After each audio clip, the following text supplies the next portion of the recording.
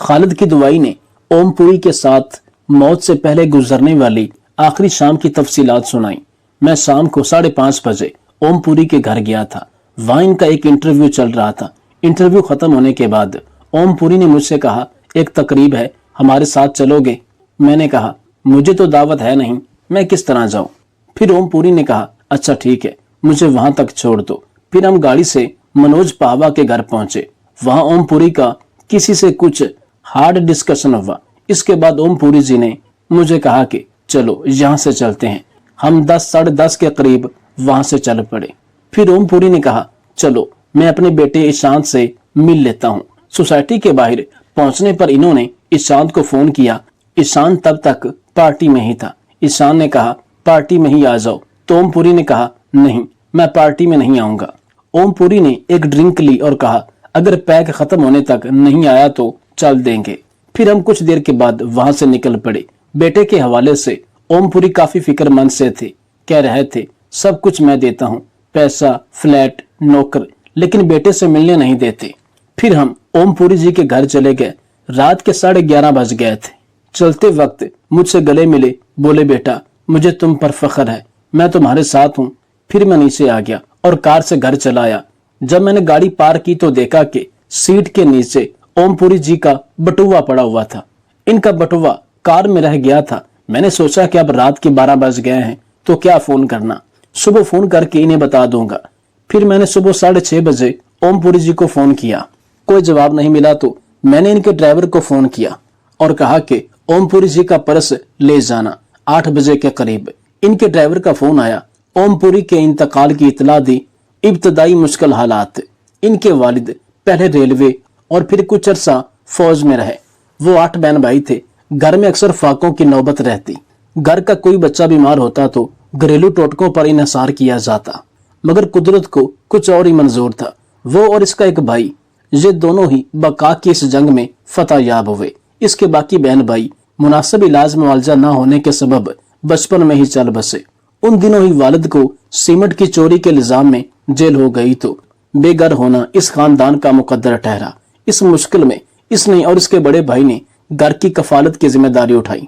भाई को railway station पर कुली का काम मिल गया, जबकि वो करीब ही रेलवे की पटड़ियों से कोयला जमा करता। इसकी उम्र उस वक्त सिर्फ 7 बरस थी जब इसे एक ढाबे पर बर्तन धोने का काम मिल गया और ये मुश्किल वक्त भी किसी न किसी तरह गुजर ही गया। ओमपुरी 600 रुपए माहवार कमा रहे थे। इन्होंने कुछ बेहतर करने का सोचा।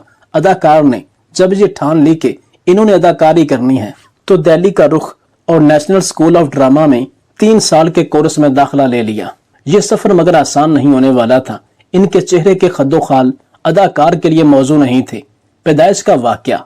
ओमपुरी 18 अक्टूबर 1950 को हरियाणा के शहर अंबाला के एक हिंदू पंजाबी खानदान में पैदा हुए।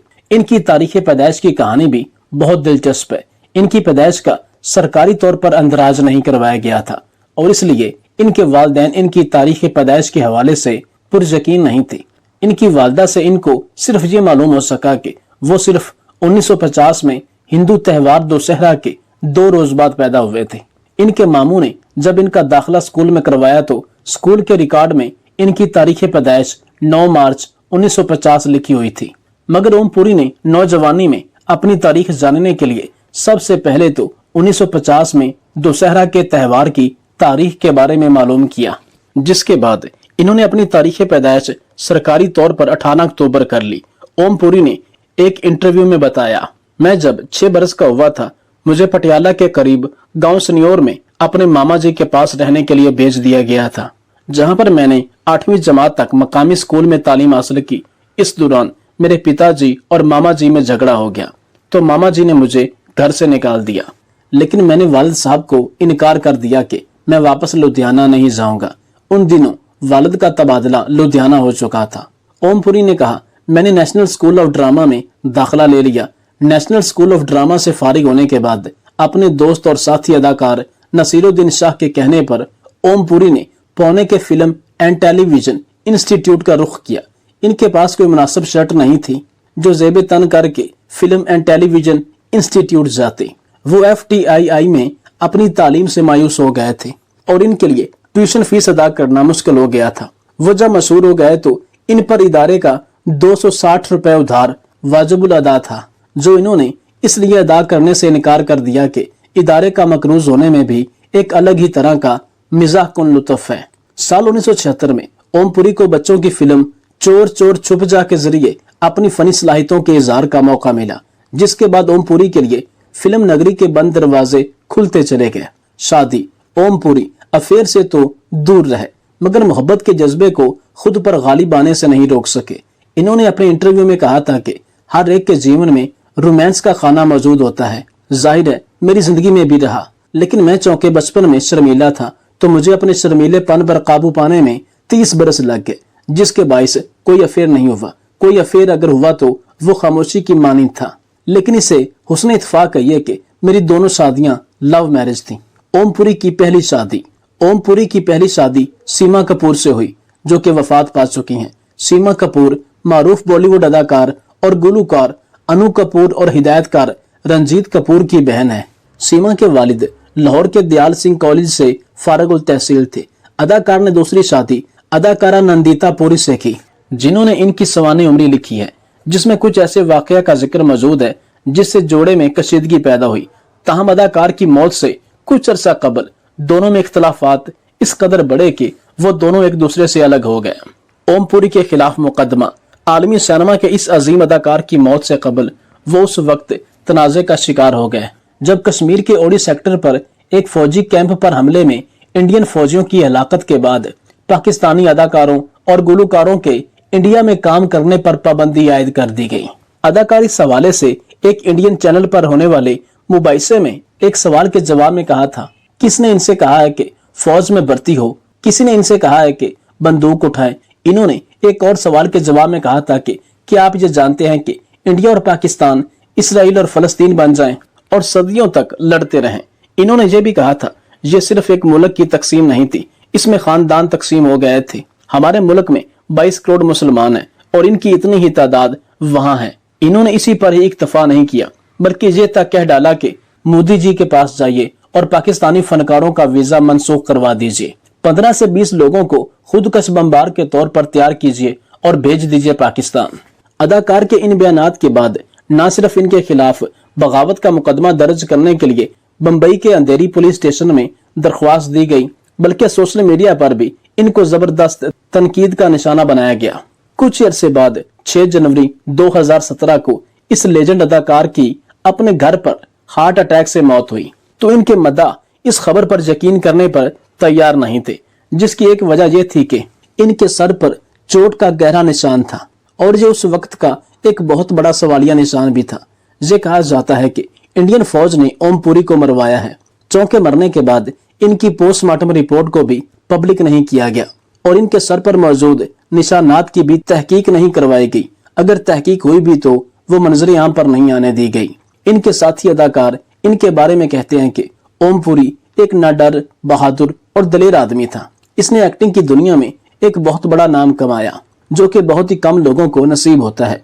ऊंच नीच, अच्छे बुरे हालात किस इंसान की जिंदगी में नहीं आते, लेकिन इनका दिफा, इनका मुकाबला करने वाले बहुत कम मिलते हैं, जैसा कि ओमपुरी साहब थे। सईद जाफरी ने अपनी दूसरी बीवी जेनिफर के लिए अपनी पहली बीवी मथिर जाफरी को तलाक दे दी थी, लेकिन इस तजर्बाकार अदाकार ने अपने दिल दहला देने वाले अफसोस से दिल जीत लिए हैं।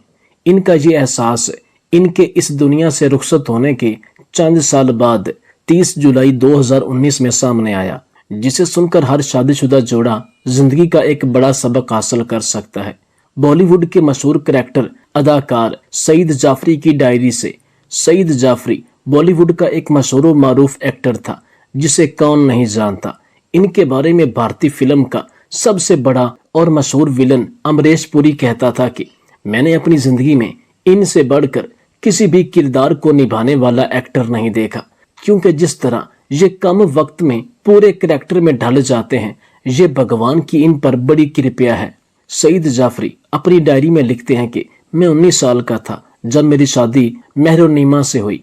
वो 17 साल की थी। जैसे जैसे मैं बड़ा हुआ, मैं जो नौ आबादियाती हिंदुस्तान में बरतानवी सकाफत से बहुत मुतासिर हुआ। मैंने रवानी से अंग्रेजी बोलना सीखा, दीदा जेबी के साथ सूट पहनना और बेऐब अदाबे मजलिस सीखे।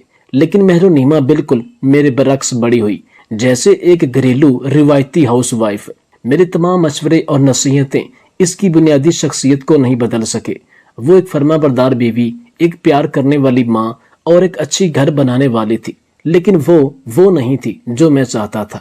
جتنا میں نے اسے بدلنے کی کوشش کی اتنا ہی ہم الگ ہوتے گئے۔ آہستہ آہستہ وہ ایک خوش مزاج نوجوان لڑکی سے ایک خاموش غیر محفوظ عورت میں تبدیل ہو گئی۔ اسی دوران میں اپنی ایک ساتھی اداکارہ کی طرف متوجہ ہونا شروع ہو گیا، کیونکہ اس میں وہ سب کچھ تھا جو میں میری بیوی میں چاہتا تھا۔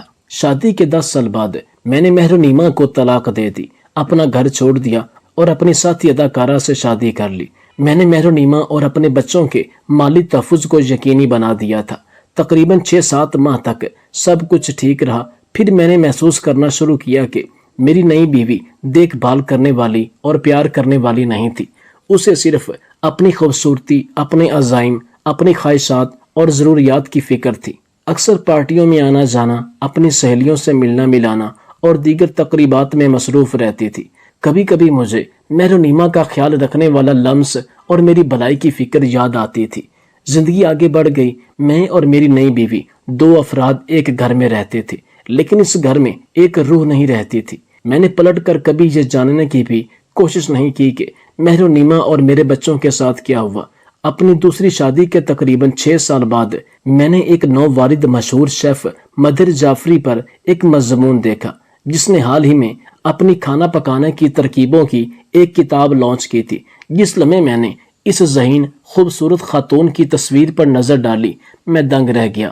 وہ مہر نیما تھی، لیکن یہ کیسے ہو سکتا ہے؟ اس نے دوبارہ شادی کی تھی اور اپنا پہلا نام بھی تبدیل کر لیا تھا۔ میں اس وقت بیرون ملک شوٹنگ کر رہا تھا، وہ اب امریکہ میں رہتی تھی۔ میں نے امریکہ جانے والی اگلی ہی فلائٹ پکڑی۔ میں نے اس کے بارے میں تحقیقات کی کہ وہ کہاں ہے اور اس سے ملنے چلا گیا۔ ملاقات تو دور کی بات، بلکہ اس نے مجھے دیکھنے سے انکار کر دیا۔ میری بیٹی جو 14 سال کی تھی اور بیٹا جو 12 سال کا تھا، انہوں نے اسے بتایا کہ وہ مجھ سے آخری بار بات کرنا چاہتے ہیں۔ اس کا نیا شوہر اس کی طرف تھا، وہ اب میرے بچوں کا قانونی باپ بھی تھا۔ آج تک میں نہیں بھول سکتا کہ میرے بچوں نے مجھے کیا کہا۔ انہوں نے مجھے بتایا کہ ان کا نیا باپ سچی محبت کا مطلب جانتا ہے۔ اس نے منفیت کا پنجرا توڑ دیا۔ اس نے مہر نیما کو ویسے ہی قبول کیا جیسے کہ وہ تھی، اور کبھی بھی اس نے اسے وہ بنانے کی کوشش نہیں کی جو وہ چاہتا تھا، کیونکہ وہ اسے اپنے آپ سے زیادہ پیار کرتا ہے۔ اس نے اسے اپنی رفتار سے بننے دیا اور کبھی بھی اپنی خواہشات کو اس پر تھوپنے کی کوشش نہیں کی۔ اس نے اسے بطور فرد قبول کیا اور اس سے لطف اندوز ہوا جیسے کہ یہ تھی، اور وہ آج اپنے دوسرے شوہر کی بے لوث محبت اور قبولیت کے تحت ایک پر اعتماد، محبت کرنے والی، خود انحصار والی خاتون بن چکی ہے۔ جہاں میں خود غرضی سے بھرا ہوا تھا، وہاں اس کی شخصیت کے تقاضوں اور عدم قبولیت نے اسے کچل دیا تھا، اور پھر اپنی خود غرضی میں نے اسے ضائع کر دیا تھا۔ میں منفیت کا پنجرا بناتا رہا تھا۔ میری زندگی کا سب سے بڑا سبق: آپ ان لوگوں کو نہیں بدلتے جن سے آپ محبت کرتے ہیں، آپ ان سے ویسے ہی پیار کرتے ہیں جیسے وہ ہیں۔ نوٹ: بڑی بات ہے کہ سعید جعفری نے یہ سمجھا اور اس کا اعتراف بھی کیا، ورنہ لوگوں کو تو محبت میں کی گئی اپنی زیادتیوں کا احساس تک نہیں ہوتا۔ اس تحریر کو پڑھ کر فلم محبتیں کا ڈائیلاگ یاد آ گیا کہ جو پیار کرے وہ تم سے کرے، تم جیسے ہو ویسے کرے۔ کوئی تم کو بدل کر پیار کرے تو وہ پیار نہیں، سودا کرے۔ اور صاحب، پیار میں سودا نہیں ہوتا،